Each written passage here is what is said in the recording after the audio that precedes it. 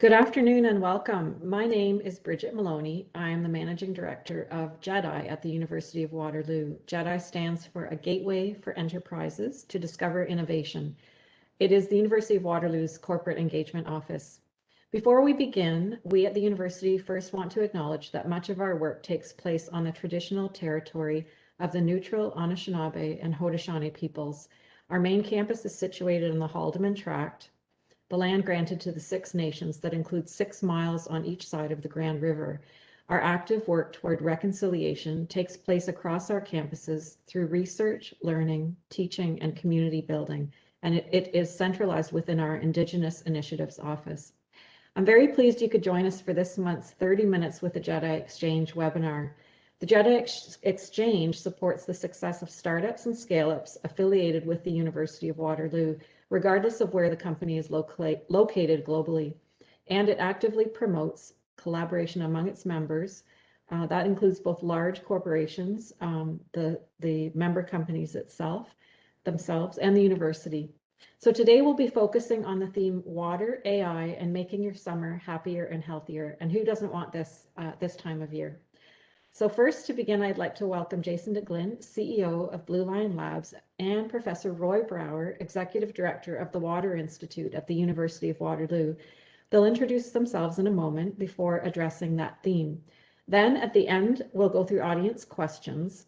The panelist portion of this webinar is 30 minutes long, and then it's followed by an optional 10-minute Q&A. So if you, the audience, are able to stay with us for that, that would be fantastic. Throughout the webinar, please send your questions via the WebEx Q&A just by clicking Q&A in the bottom right corner of your window and selecting all panelists before sending. This event is being recorded and soon will be uploaded to GEDI's YouTube channel. So now I'd like to turn it over to our guests to introduce themselves. Roy, how about over to you? Thank you, Bridget. So yeah, I'm Roy Brower. I'm the Executive Director of the Water Institute. I'm here since 2016. My background is in water resource economics, and I'm the third director of the Water Institute. My predecessors were groundwater scientists, an area in which Waterloo gained a lot of fame and name in the 1980s, 1990s, and so I'm the third director. The technology and innovation is obviously in the DNA of the University of Waterloo. You also need someone to sell it, so I guess that's why the university hired me to run the Water Institute as their third director. We've grown tremendously. We have 170 members nowadays, faculty members, professors in 25 departments across all 6 faculties. We have around 350 graduate students associated with the Water Institute, self-organized also in the graduate section of the Water Institute called SWIGS.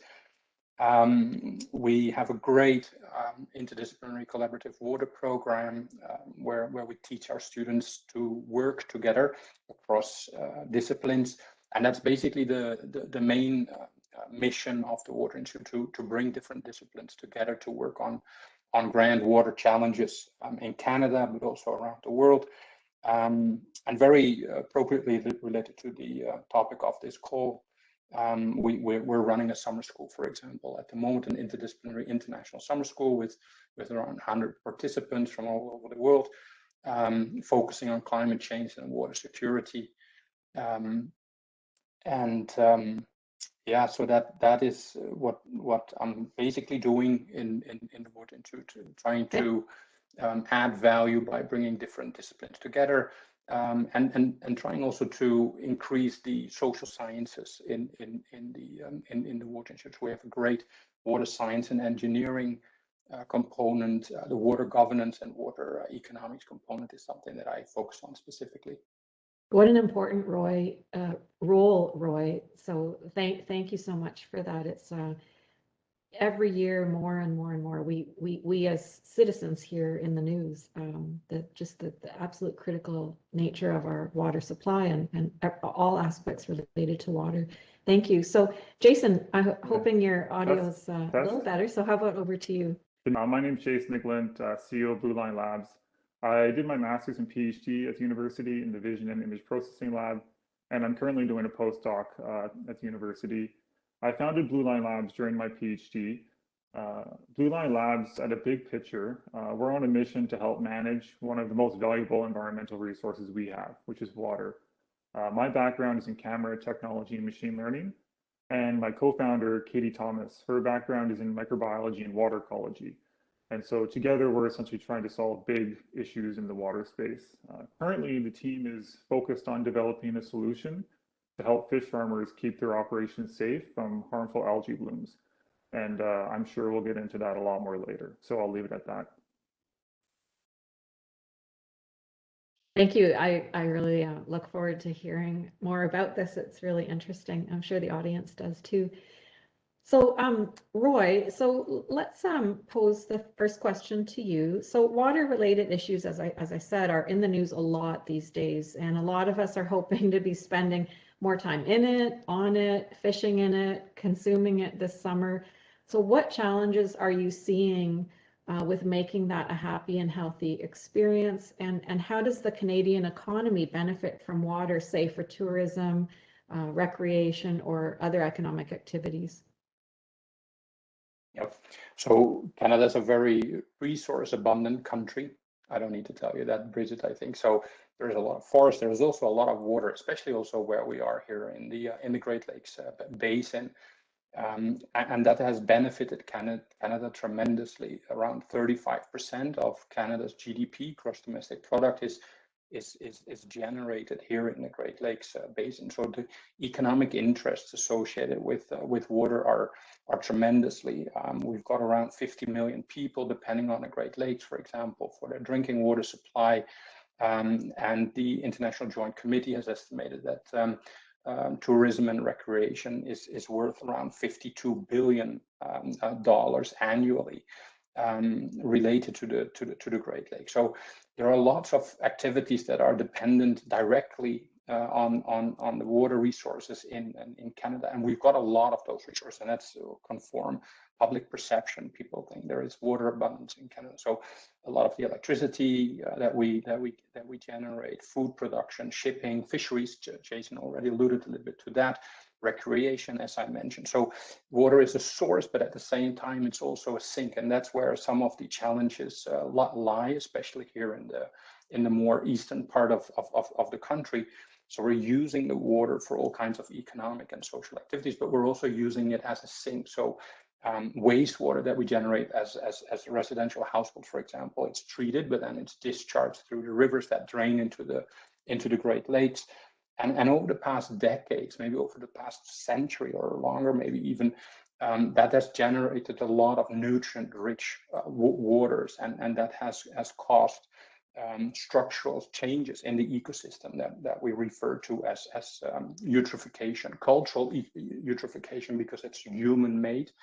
And eutrophication is basically the excessive growth of algae, and some of these algae are bad. We don't like them. They cause harm to wildlife, to the fish, the plants, the animals that feed on the water, cattle, livestock, for example, but also public health. There have been incidents where drinking water utilities had to close the intake of water because there were too many harmful algal blooms in it. It's poisonous. You can get sick. You have to go to a doctor. And so there have been estimates also of these harmful algal blooms in terms of how much that cost the Canadian economy. And some of the more recent estimates think that it cost the Canadian economy about 5.3 billion Canadian dollars annually. And the frequency of these harmful algal blooms, they're everywhere, by the way. It's especially Lake Erie, but they're basically in every Great Lakes nowadays. And NOAA is monitoring it. So they have satellites and they monitor it, and you get these pictures from the satellites that show green stuff that we see Right. in the water. Right. And so the question has become not so much anymore, if these harmful algal blooms occur, but especially how often during the year are we facing it, and it's detrimental to recreation and tourism, for example, drinking water intake, fisheries, etc. Right. Well, thank you, Roy. It's a very some very serious concerns. And Jason, over to you to comment. Sure, yeah, thanks, Roy, for that. And I know the JEDI team has some slides with algal blooms, so maybe they can pull those up. So I have an engineering background, and at Blue Line Labs, we're working a lot with algae blooms. So I've learned a lot about water, but specifically with regards to algae. Really, what Roy was saying is true. There's a number of factors here: climate change, increasing temperatures. There's excess nutrients from sewer fertilizer, and this essentially causes algae to grow more. And it's kind of just paraphrasing what Roy is saying. They're normally safe and completely benign, but they can become dangerous. When they bloom, they can actually suck the oxygen out of the water, which affects the rest of the ecosystem. And they can also produce toxins. So they can kill animals, they can be harmful for humans. And what we're looking at Blue Line Labs is aquaculture related issues. So these algae and phytoplankton, they actually can get stuck in the gills of these fish, as well as the toxins they can produce could negatively harm the fish as well. And this is causing significant damages and losses. There was a recent article just in May. A Chilean salmon farmer lost $12 million in their first quarter. And essentially it's becoming more and more of a problem within aquaculture, where fish farmers are just starting to have to deal with it. And the question is becoming, how do we mitigate the damages and how do we minimize the losses to the salmon farmers? So that's essentially a direct implication for the fish farmers there. Right. Thank you. Thanks, Jason. And then do you mind maybe just elaborating a little bit more about your background and experiences at U of W related to water? You touched on that, the relationship between your work and water. Is there anything else you'd like to add? For sure. Yeah. As I mentioned, like I have a background in engineering, cameras, some machine vision. When I entered into water, really my motivation was how can I use my skill set to solve a big problem that everyone on the planet is facing? And I talked to a lot of people, and my academic supervisors helped me guide my way into water.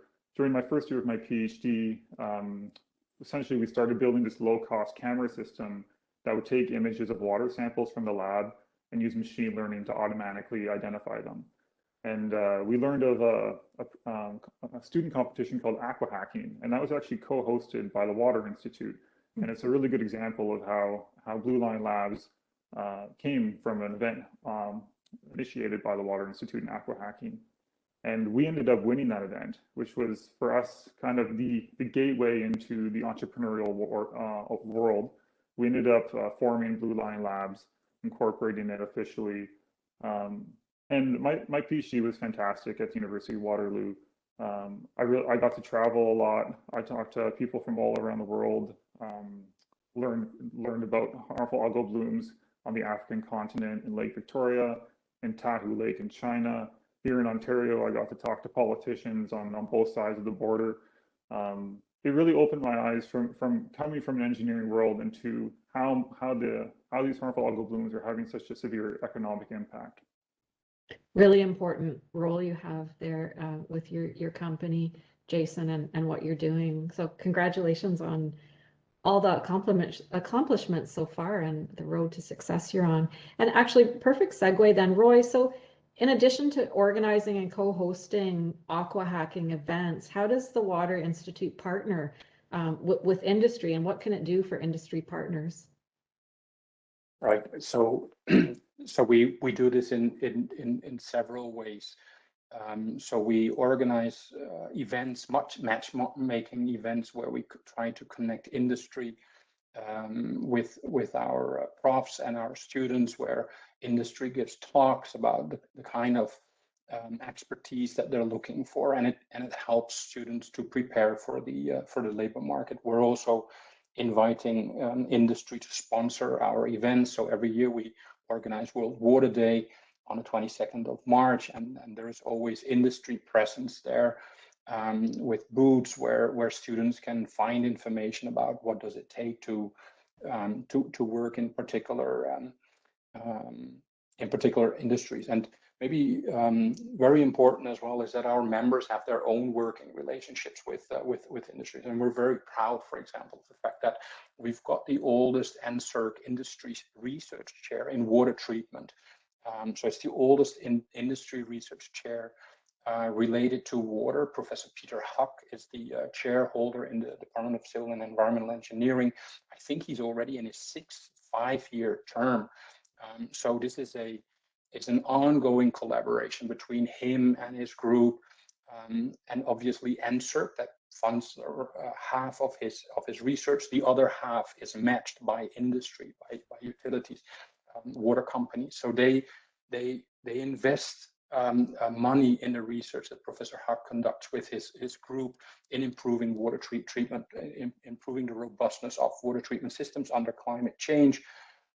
Other examples include professors in science, for example, Mark Servos.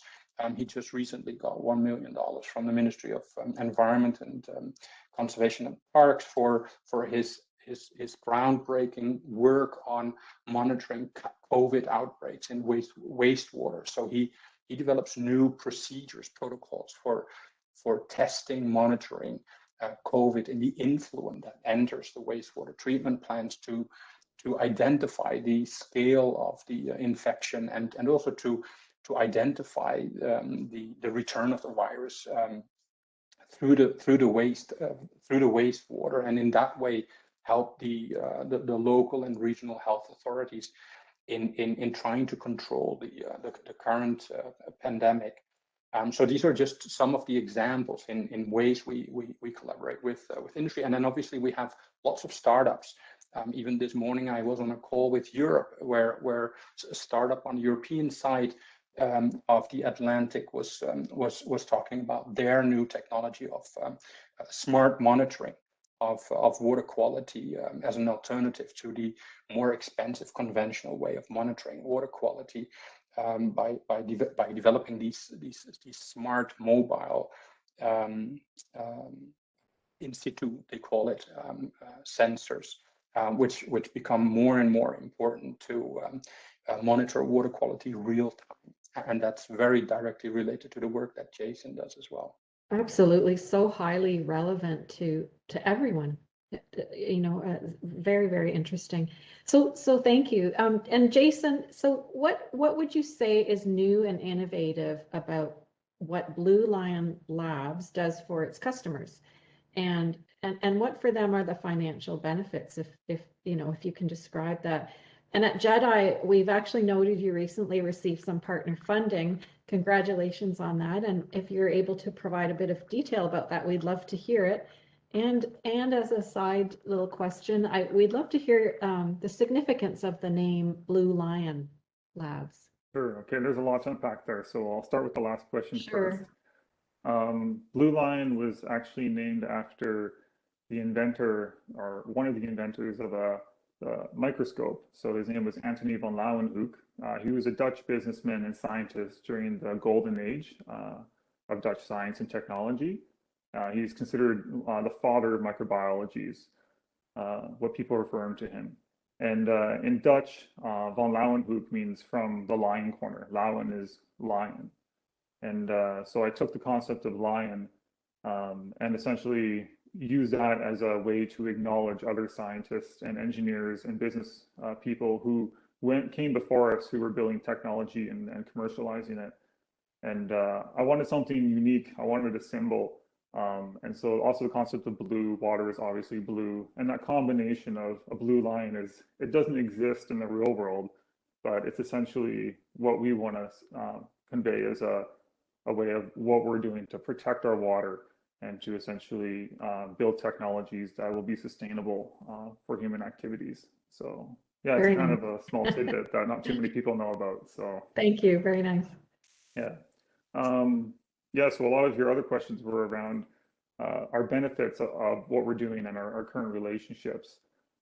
Really, to understand that, it's important to know how fish farmers are actually currently identifying algae in their water. And there's a number of different approaches. The most common being you take a sample and you put it under a microscope. If you have a biologist on site, you could do that in a matter of hours. a lot of aquaculture sites don't have expert biologists, so they actually ship their samples away. Even if they have an expert biologist, sometimes these fish pens, these open pen systems are an hour boat ride away. So they have to go to the fish pen, take a sample, come back, and then spend a couple hours under a microscope. So, and that's their best case scenario, which is very tedious and time consuming, and it's prone to human error. And they usually do this maybe max once a day, just for how much time it takes. And it's actually really affecting their operations, because they might stop feeding their fish if they have an algae bloom present. And those fish need to be fed at very specific times and in very specific quantities to ensure maximum yield.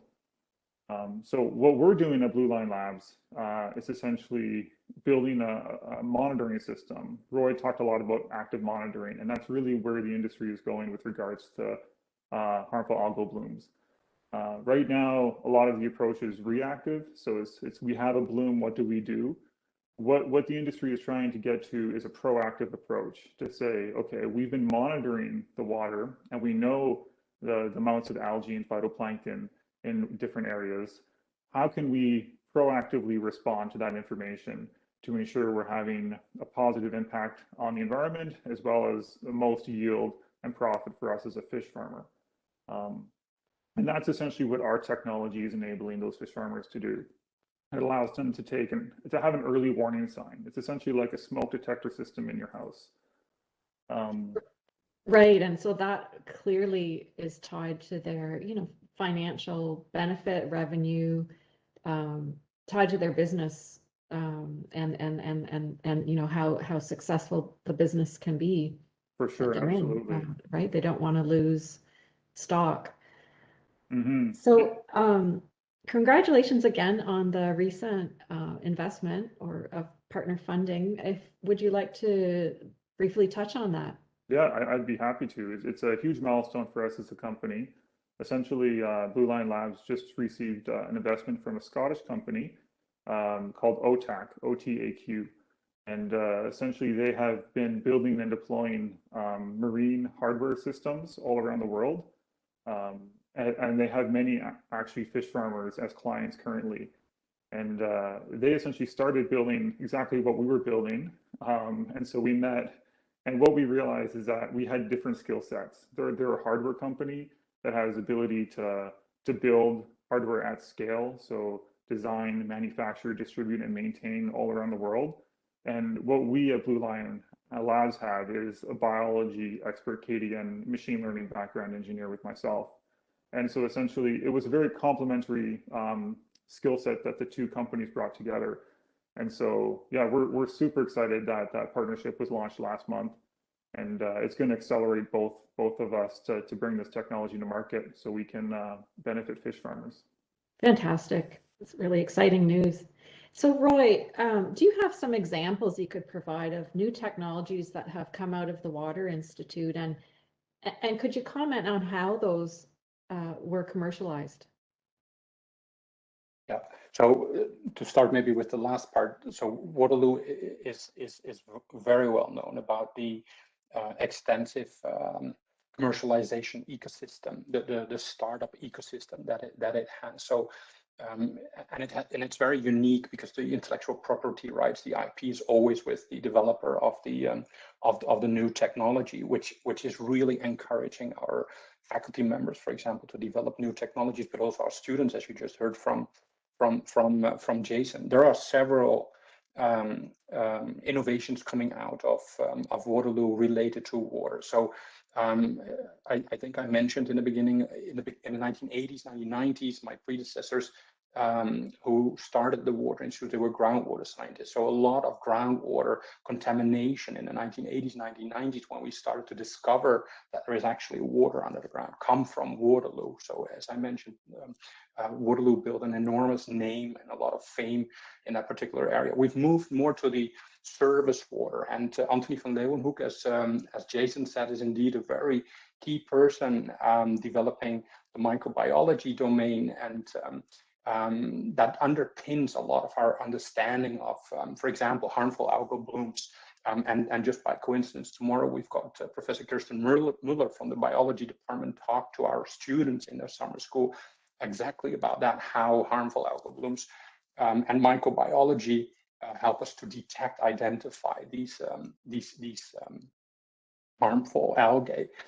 So moving back to the surface water, and for example, here in the Great Lake, what Jason described very accurately is the conventional process of monitoring. And there is a great demand for real-time monitoring. And there are great opportunities for digital innovation, making use of the Internet of Things, as they call it nowadays, where that real-time monitoring is actually possible. So we have technologies developed by professors, for example, Philippe van Capellen, Juan Liu, from science in Waterloo. They have a company called WatecoSense, and they develop DNA-based smart water quality nanosensors that replace these expensive and laborious traditional water quality monitoring systems. And as profs, they also won a very important prize, just like Jason won Aqua Hacking in 2017, and they won in 2019 the China Yangtze Water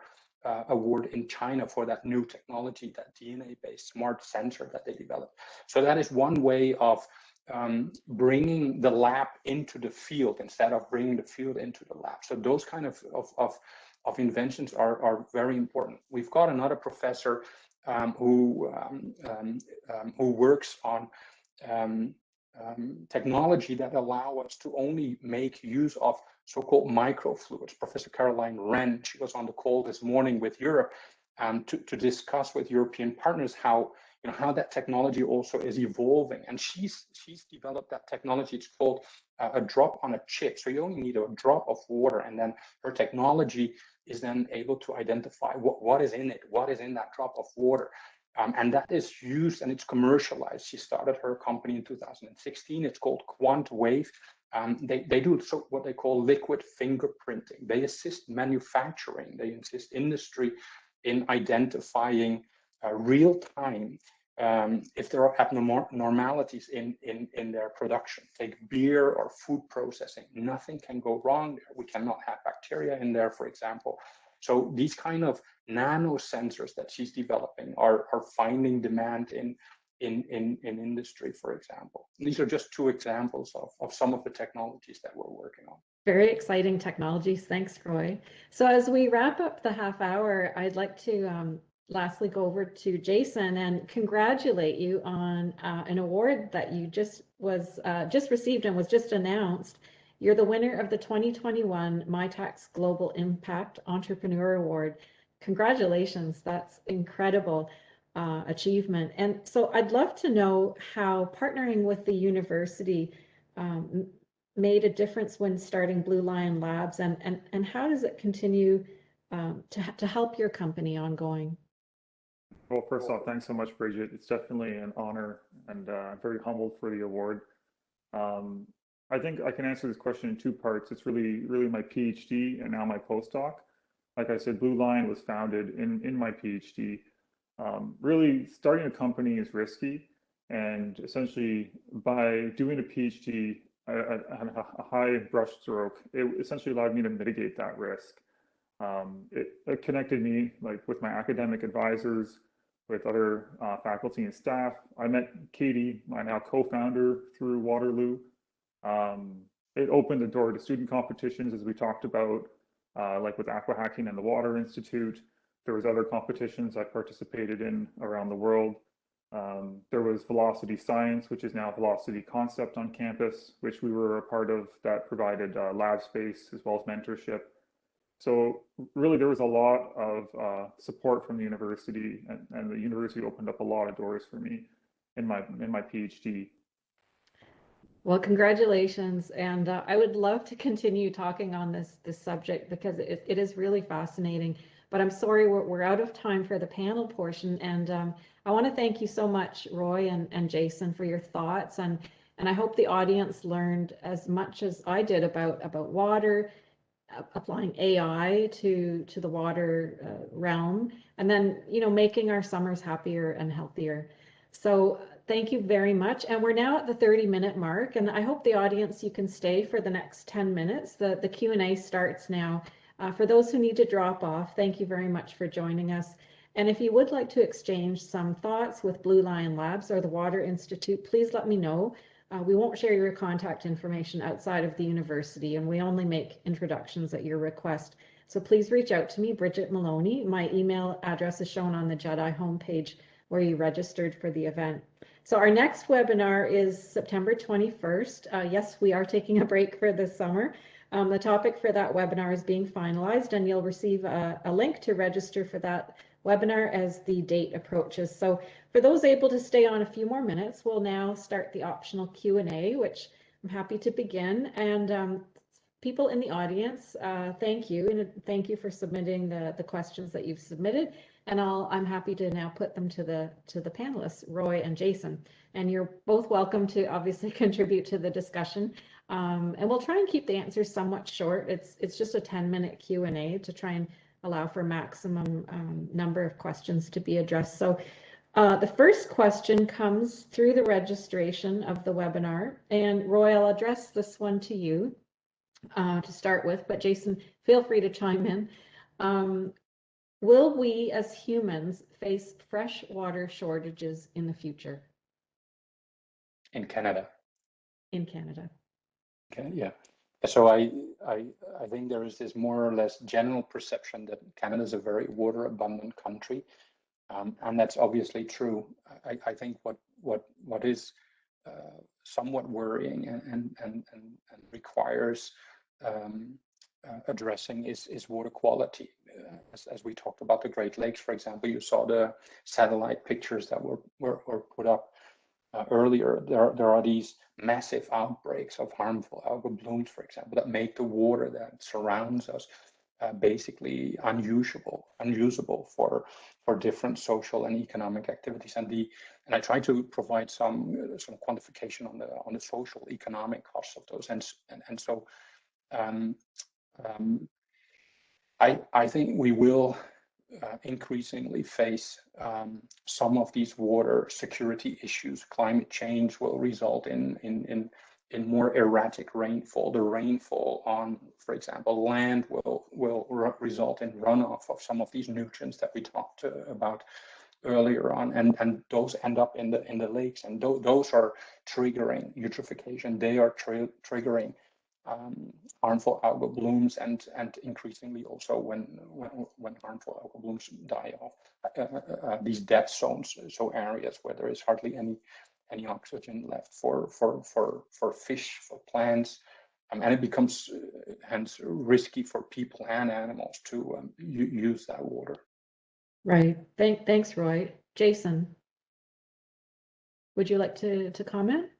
I have no comment. That's a really good question, and I don't feel qualified to answer that. So. Okay, no problem, because the next question is for you, Jason. So the next question goes to you. Are there differences in detecting, monitoring, tracking, or otherwise managing harmful algal blooms for water bodies of different sizes, say from aquaculture operations to small recreational water bodies, and then all the way up to the Great Lakes? I can comment based off of what I do know. There are different strategies and mitigation techniques, as well as monitoring approaches for different sizes of water bodies. Generally, as far as I know, like there's satellite observational techniques. There's in situ probes such as fluorescent probes. There's a lot of toxin monitoring, which is a byproduct of the actual algal organisms. There's a lot of research and a lot of experts essentially putting their heads together to figure out how we can best monitor these and actually have policies in place, as well as new technologies. So I know it's a very vague answer. Really, what we're doing at Blue Lion is trying to work with the community to build new technology that will actually be useful for the end user as well as for the environment. It's essentially one more tool in the toolbox of existing tools. I don't know if that answers the question adequately, Bridget. Sure. No, that's great. And that's actually a good segue into the next question, Jason, that came in also for you. So can you comment on the role AI has played for the technology, giving us a sense of what early warning looks like with respect to the detection of algae blooms? Are we talking hours or months? Yeah, that's a really good question because there's different types of algae in different geographic regions in the world, and different water bodies and systems have different baselines of what is good and healthy versus what actually becomes now dangerous or bad. And so really step one of what our technology is doing is building up a record, a historical record of what looks normal and what is in the water. And then we also have to match that to the operations at a fish farm. And it's essentially not just creating data to monitor, it's essentially trying to enable decision making. And that's essentially the real problem we're trying to solve is we're measuring this data and we can use machine learning to look at actually identifying the organisms in the water.